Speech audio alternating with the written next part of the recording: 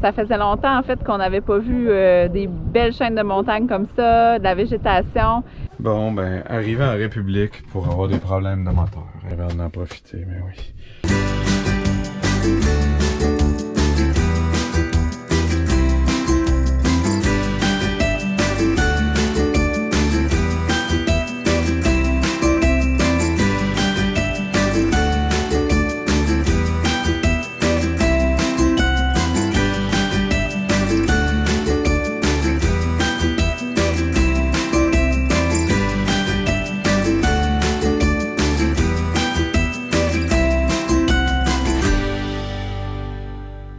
On est parti de Georgetown ce matin en direction de Long Island. Ça a été un matin qui était un petit peu plus difficile. Je pense que tout le monde est un peu à vif et des émotions fortes. Hein? C'était la dernière soirée hier qu'on voyait les amis. On a le cœur gros, puis on est un petit peu plus anxieux étant donné que là, on commence à parcourir des nouveaux endroits seuls.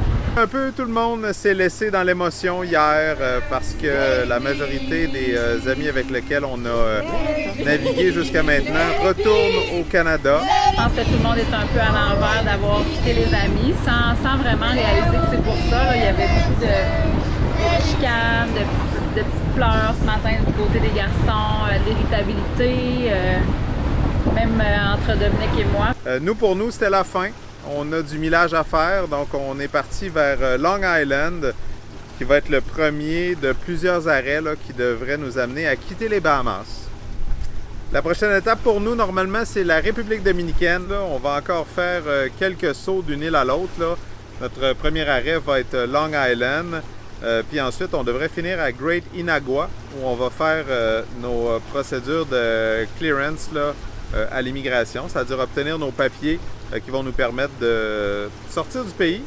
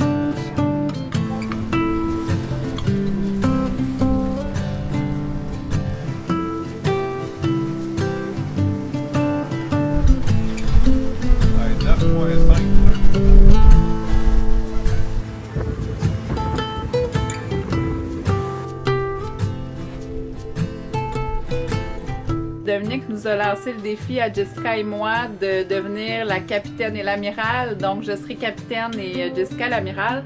On devra faire le voyage à voile seul. Évidemment, Capitaine Brown va être là en backup. J'ai ouvert mes instruments de navigation. Je m'en vais faire le plan de navigation, le mettre sur les instruments sur le Garmin.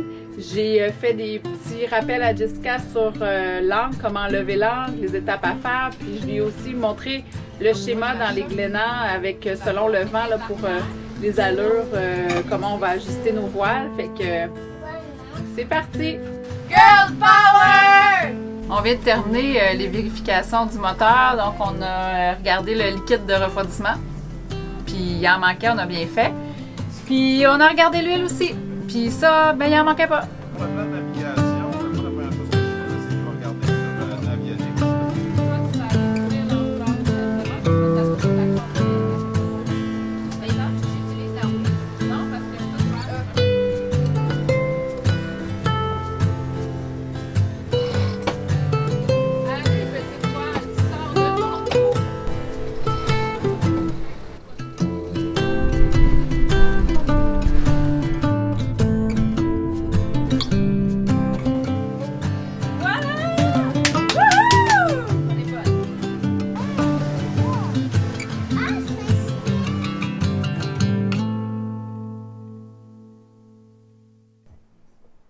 C'est le grand départ pour nous des Bahamas. Alors honnêtement, ça va me manquer.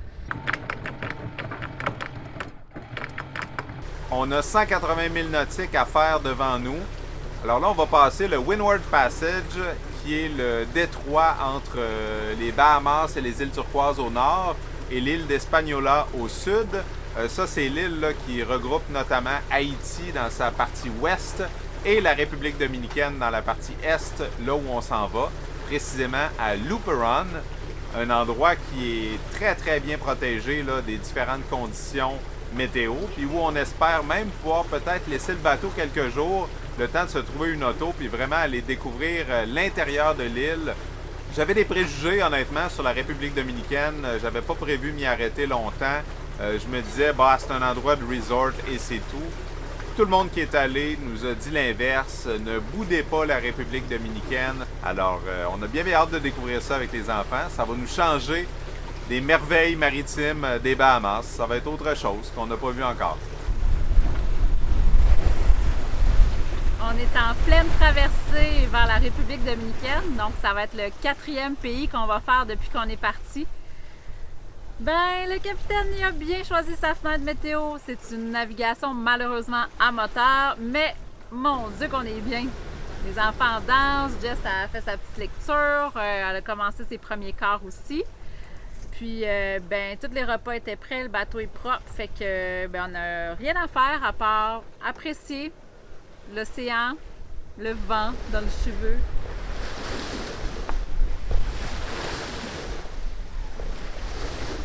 Oh, ben c'est le temps d'enlever notre drapeau des Bahamas. Alors là, on va mettre ce drapeau-là. Qu'est-ce que c'est ce drapeau-là, Olivier? C'est le drapeau des quarantaines. Exactement. Alors ça, c'est un drapeau jaune qu'on met, là, un drapeau rectangulaire, qu'on met à chaque fois qu'on arrive dans un nouveau pays pour indiquer qu'on n'a pas été dédouané encore. On va en profiter pour changer notre drapeau du Yacht Club de Québec, dont on est fier membre.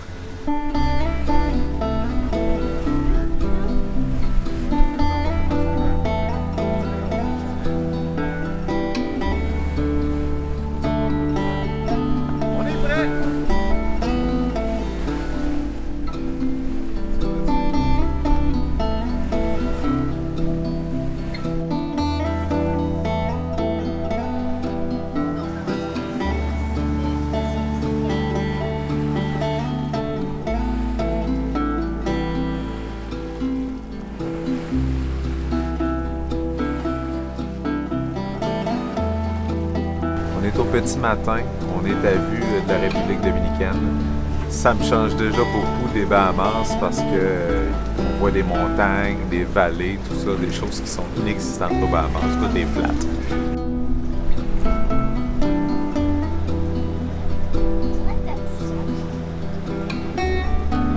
On est en train d'arriver dans la baie de Luperon. C'est incroyable comment est-ce que c'est différent des Bahamas. C'est une espèce d'environnement là, tellement riche là, en végétation. On entend plein d'oiseaux tropicaux. C'est vraiment le fun parce que ça faisait longtemps en fait qu'on n'avait pas vu des belles chaînes de montagnes comme ça, de la végétation. Ça nous fait, Jessica disait que ça lui faisait penser au Costa Rica, je comprends ce qu'elle veut dire. Ça sent bon, ça sent la nature.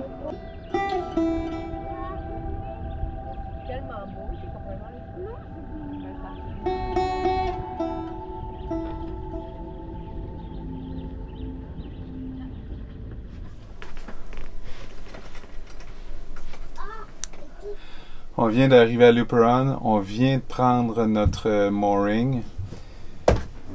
Il y a un gars qui nous dit hey, on dirait qu'il n'y a pas d'eau qui sort de ton exhaust, ce qui n'est pas normal pour un bateau. Alors là, je demande à Steph, Steph va fermer le moteur, elle va fermer le moteur. Elle m'a dit je vais checker ça tantôt. 5 minutes plus tard, je repars le moteur pour voir puis diagnostiquer le problème. Part plus le moteur. Non, part plus. Bon, ben, arrivé en République pour avoir des problèmes de moteur. J'étais tout excité, moi, avec le bel environnement ici, puis tout, j'avais hâte d'en profiter, mais oui. J'ai vérifié mon filtre à haute mer, tout est correct. Là, j'ai regardé mon impeller de pompe à eau, et voilà, j'ai trouvé un problème là. Alors, je sais pas si on peut le voir, mais il est Fini! Alors, vous voyez, ça, c'est l'impeller. Alors, c'est ce qui me permet d'activer puis de faire passer de l'eau dans mon moteur pour le refroidir. Alors, c'est un petit peu magané. C'est supposé ressembler à ça. Impeller méchant, impeller gentil. On est chanceux dans notre malchance parce que, premièrement, tout ça est arrivé alors qu'on venait juste d'attraper notre mooring. Alors, s'il avait fallu que je me mette à voile en cours, ça aurait été un méchant problème, diagnostiquer ça. Ce que je comprends pas, c'est pourquoi mon alarme n'est pas partie de surchauffe de moteur. Mais, étant donné que je voulais pas faire le trajet trop rapidement, j'ai gardé un régime relativement bas tout le long du trajet. Alors, c'est peut-être ça qui nous a sauvé un moteur sans savoir.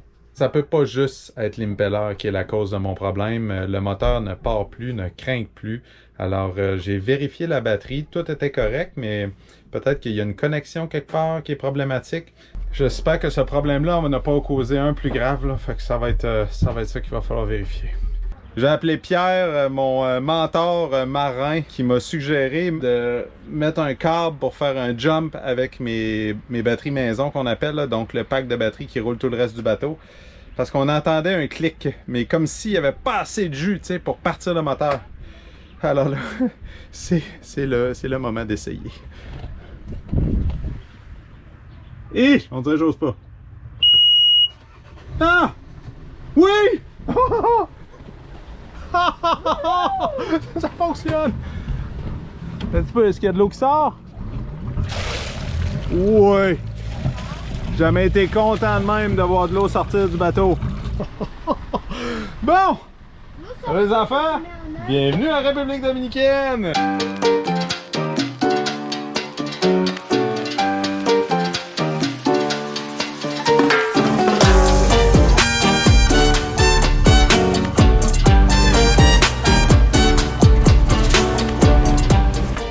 On est arrivé à terre en République dominicaine, on a été accueillis comme des champions. Alors on se sent en sécurité, on est escorté par l'armada, la police.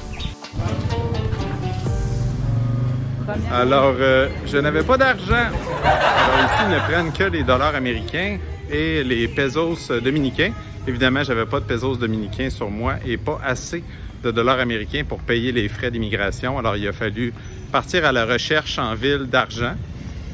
Évidemment, les guichets automatiques ne fonctionnaient pas. Il y en a un qui avait plus d'argent, l'autre qui fonctionnait juste plus. Alors, je me suis mis ami avec une espèce de Dominicain local. Alors, il m'a amené un guichet. Il dit que les touristes ont plus de chance quand ils vont retirer dans ce guichet-là. Alors, j'ai eu tout l'argent dont j'ai besoin. Ça m'a coûté un chapeau. Alors, le chapeau que j'ai sur la tête actuellement, j'ai dû l'acheter à la personne qui dit être sa sœur. Et qu'il fallait que j'aide apparemment. Alors, jour 2 à Luperon. Je m'en vais finir notre check-in process. Donc, je vais aller parler avec le gars de l'autorité portuaire. Alors, hier, quand je suis allé le voir, il était là, mais ça ne tentait pas trop, on dirait. Fait qu'il m'a dit « Reviens donc demain à 9h ». Je me suis pas obstiné. Ici, ça parle en espagnol, la République dominicaine. Puis je me disais, bah, c'est des douaniers, tout ça, ils vont parler anglais. Non, pas tout. Il y a beaucoup de signes dans le processus, de pointage de ce qu'il faut faire. Puis après ça, ben, tu écris quelque chose, il regarde ton papier. Des fois, il fait non, c'est pas ça qu'il faut que tu mettes. Puis là, il te dit quoi marquer. Fait qu'on s'en sort. C'est quand même drôle. C'est une nouvelle expérience culturelle. Bon, ben, c'est fait. Alors, on est officiellement 100% légal d'être en République dominicaine.